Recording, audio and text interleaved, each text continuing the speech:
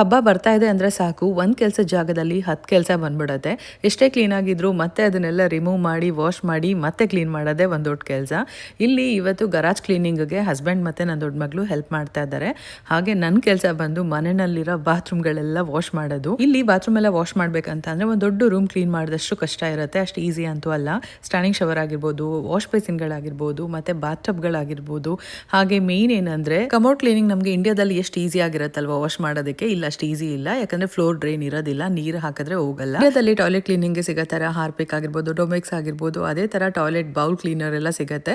So ಅದ್ರ ಸಹಾಯದಿಂದ inside ಅದೇ ತರನೇ ವಾಶ್ ಮಾಡೋದು, ಬಟ್ ಔಟ್ಸೈಡ್ ಎಲ್ಲ ಡಿಸ್ಇನ್ಫೆಕ್ಟೆಂಟ್ ಬಾತ್ರೂಮ್ ಕ್ಲೀನರ್ ಅಥವಾ ಡಿಸ್ಇನ್ಫೆಕ್ಟಿಂಗ್ ವೈಪ್ಸ್ ಅಥವಾ ಮೈಕ್ರೋಫೈಬರ್ಸ್ ಇದೆಲ್ಲ ಯೂಸ್ ಮಾಡಿ ಕ್ಲೀನ್ ಮಾಡ್ತಾರೆ, ನೀರು ಹೋಗದರ ಕಾರಣ. ಆದ್ರೆ ನಾನು ಸ್ವಲ್ಪ ಸ್ಪೆಷಲ್, ಕೇಳಿದ್ರೆ ವಿಯರ್ಡ್ ಅನ್ಸ್ಬೋದು. ಹ್ಯಾಂಗಿಂಗ್ ಶವರ್ ಇರುತ್ತಲ್ಲ, ಅದನ್ನ ತಗೊಂಡು ನೀಟಾಗಿ ನೀರು ಹಾಕ್ಬಿಡ್ತೀನಿ, ಸೇಮ್ ಇಂಡಿಯಾದಲ್ಲಿ ಹಾಕೋತರ.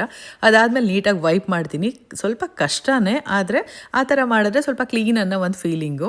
ಸೊ ನಂತರ ಯಾರಾದರೂ ಮಾಡೋರು ಇನ್ನೂ ಇದ್ದೀರಾ? ನನಗನ್ಸೋ ಪ್ರಕಾರ 1% ಇರಲ್ಲ US-ನಲ್ಲಿ. ಇದ್ರೆ ಕಮೆಂಟಲ್ಲಿ ತಿಳಿಸಿ. ಬಹುಶಃ ನಾನು ಈ ಬಾತ್ರೂಮ್ ಕ್ಲೀನಿಂಗ್ ಬಗ್ಗೆ ಇದೇ ಫಸ್ಟ್ ಟೈಮ್ ಅನ್ಸುತ್ತೆ ಸೋಷಿಯಲ್ ಮೀಡಿಯಾದಲ್ಲಿ ಶೇರ್ ಮಾಡ್ತಾರೆ ಅಂಥದ್ದು. ಇಷ್ಟೊಂದು ವಿಚಾರಗಳನ್ನ ತುಂಬ ಡೀಟೇಲ್ ಆಗಿ ತಿಳಿಸ್ಕೊಡ್ತೀರಾ ಅಂತ ಹೇಳ್ತೀರಾ. ಸೊ ಹೇಳಿದ್ರೆ ತಪ್ಪೇನಿಲ್ಲ ಅಂತ ಅನ್ನಿಸ್ತು. ಹಾಗೆ ಮನೆಯಲ್ಲಿ 3 ಬಾತ್ರೂಮ್ಗಳೆಲ್ಲ ಕ್ಲೀನ್ ಮಾಡೋ ಅಷ್ಟರಲ್ಲಿ ನನಗೆ ಇಡೀ ದಿನವೇ ಬೇಕಾಯಿತು, ಅಷ್ಟು ಟಯರ್ಡ್ ಆಗಿತ್ತು. ಒಂದು ಕಡೆ ತಲೆ ಸ್ನಾನ ಎಲ್ಲ ಮಾಡಿಕೊಂಡು ಚಪಾತಿ ಮಾಡ್ತಾ ಇದ್ದೆ, 2 ಥರ ಚಟ್ನಿ ಮಾಡಿ. ಇನ್ನೂ ಒಂದು ಕಡೆ ಹಸ್ಬೆಂಡ್ ಮತ್ತು ನನ್ನ ದೊಡ್ಡ ಮಗಳು ಇಬ್ಬರು ಸೇರಿಕೊಂಡು ಗರಾಜ್ ಕ್ಲೀನಿಂಗ್ ಎಲ್ಲ ಮಾಡ್ಕೊಡ್ತಾ ಇದ್ರು. ಹಬ್ಬಕ್ಕೆ ಇನ್ನೊಂದು 2 ದಿನ ಟೈಮ್ ಇತ್ತು. ಇದ್ರ ಜೊತೆಗೆ ಕೊರಿಯರ್ ಟೆನ್ಷನ್ ಇತ್ತು. ಹಬ್ಬಕ್ಕೆ ಬೇಕಾಗಿರುವಂತಹ ಎಷ್ಟೊಂದು ಐಟಮ್ಸ್ ಕೊರಿಯರಲ್ಲಿ ಇದ್ದಿದ್ದರಿಂದ ಆಗಸ್ಟ್ 21 ಮಾಡಲಾ 28 ಮಾಡಲಾ ಅನ್ನೋ ಒಂದು ಕನ್ಫ್ಯೂಷನ್ ಕೂಡ ಇತ್ತು. ಆದರೂ ಕೆಲಸ ನಿಲ್ಲಿಸಲಿಲ್ಲ, ಮಾಡ್ತಾನೆ ಇದ್ದೆ. ಹಾಗೆ ಎಷ್ಟೊಂದು ಜನ ಕೇಳ್ತಾ ಇದ್ರಿ, ಯಾವ ಕೊರಿಯರ್ ನಮಗೂ ಡೀಟೇಲ್ಸ್ ಕೊಡಿ, ಸೊ ದಟ್ ನಾವು ಮುಂದೆ ತರಿಸಲ್ಲ ಅಂತ. ಖಂಡಿತ ಕಂಪ್ಲೀಟ್ ಆಗಿ ಎಲ್ಲ ಡೀಟೇಲ್ಸ್ ಕೊಡ್ತೀನಿ, ಏನು ಮಿಸ್ಟೇಕ್ ಮಾಡಬಾರ್ದು ಅನ್ನೋದು ಕೂಡ ತಿಳಿಸ್ಕೊಡ್ತೀನಿ. ನೀವು ನನ್ನ ವ್ಲಾಗ್ಸ್ನ ಎವ್ರಿ ಡೇ ಫಾಲೋ ಮಾಡ್ತಿದ್ರೆ ಗೊತ್ತಾಗ್ತಿರ್ಬೋದು ಎಷ್ಟೆಲ್ಲ ಟೆನ್ಷನ್ ಇರುತ್ತೆ, ಹಬ್ಬದ ಟೈಮಲ್ಲಿ ಸ್ಟ್ರೆಸ್ ಇರುತ್ತೆ. ಎಷ್ಟೊಂದು ದುಡ್ಡೆಲ್ಲ ಖರ್ಚು ಮಾಡಿ ಕೊರಿಯರ್ನಾಗ ತರಿಸಿರ್ತೀವಿ.